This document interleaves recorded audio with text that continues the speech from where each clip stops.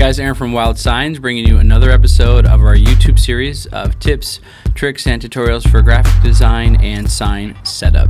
So this is episode 12, and today I'm talking about using Illustrator to cut out images off their background so you can place them on other backgrounds or wherever you want. We're going to start by zooming into this delicious piece of pizza by holding Command and clicking the plus sign. You just want it large enough where you can really follow the edge and see where it's at and get your line small enough. So we're going to come over here and we're going to use the pen tool.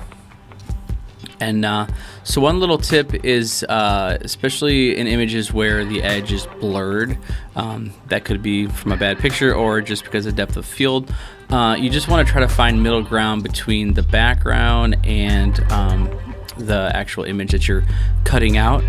At the end, I will show you how we can actually modify the whole outer edge of the cutout shape, either making it smaller, making it larger.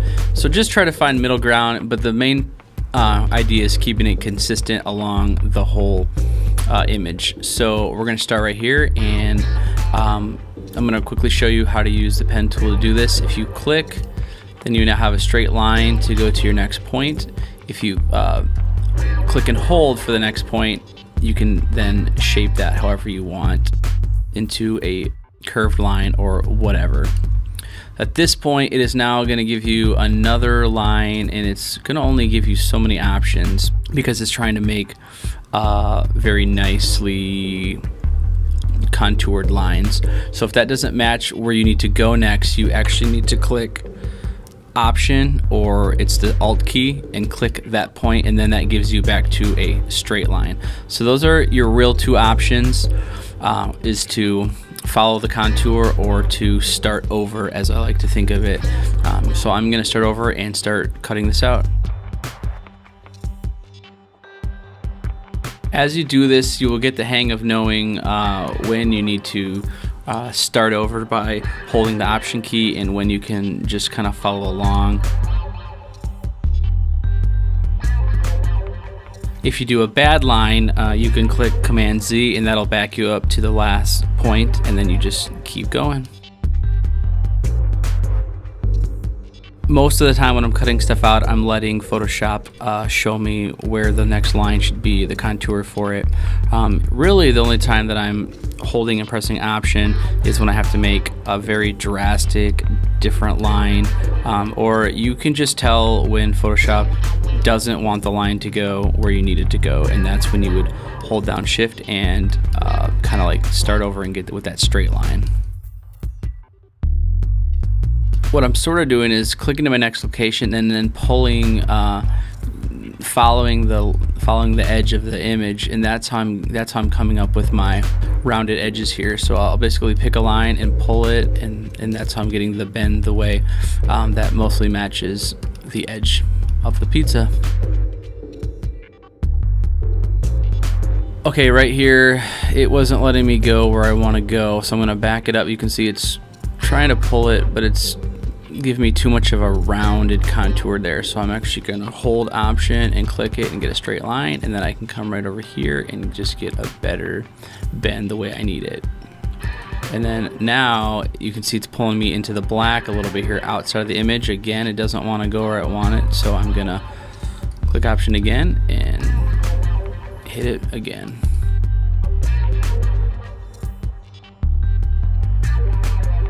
Alright, so we got the whole piece cut out. A couple things we're going to do is a little housekeeping with the image. You can actually look through, and anywhere there's like a sharp point that you don't like, for instance this one here is maybe a little too sharp, by clicking this arrow, it's like the solid arrow, you can actually highlight a single point, and then you can come up here and you can convert it to like a straight corner or to a rounded corner. So I'm going to make that a rounded corner, which I guess it already is, but let me find one that's a little sharper here. This one's really sharp, so if I round that and round this guy, I'm able to not make it look quite as sharp. And you don't really have to follow the edge perfectly. The main thing is being inset from the background a little bit. So I'm going to come through and look through here. Looks all right. All right, so now what we're gonna do is we're going to go back to our regular arrow.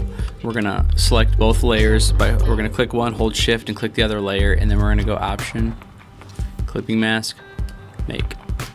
There you can see the pizza is cut out. You can notice along the edge here there's a little bit of darkness. When you're using an image that's like the part you're cutting out is light and the background is dark, or vice versa, a lot of times the edges will look kind of weird, like you didn't perfectly cut it out and you can see part of the background, especially if it's blurry, like the back of this image is kind of blurry. So what I'm going to do is I'm going to undo that clipping mask, and then here's another little trick. You're going to take your top shape layer, you're going to go object, path, offset path, and you're going to go to a negative number. I'm going to preview it so I can see it. I'm going to start with negative 10 pixels. You can see that's creating an offset path.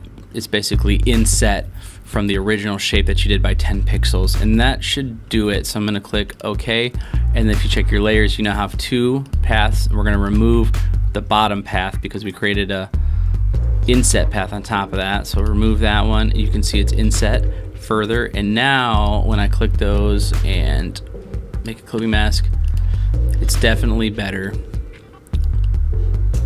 So again, at this point I would just look over your image and find anything that looks funny by using your solid, it's actually called the line segment tool apparently. This point is really sharp here, so I'm going to zoom in, and what you can do too is you can remove points by clicking this minus anchor right there. So you highlight the points you want. You can do one, or you can hold shift and click multiple, and there we go, boom, gone. So like obviously that was in the pizza, but it just didn't look that good. It was too sharp, so I just got rid of that and no one will ever notice. Sometimes when there's weird, like with pizza, even with weird sections sticking off, I'll just remove this whole part because nobody knows it was there, and it just kind of sticks off and looks a little funny. Or just make it smaller. But at this point you can totally just tweak your image by moving any of these points just to make it look a little bit tastier. And I would go up here and remove this whole section because I think it looks funny to have it pop out, but you can see now we got like a weird straight line. So again, I'm gonna turn this into a rounded corner, make sure that it's rounded, make sure these are rounded, and then I would just pull it. It's all practice. Practice makes perfect.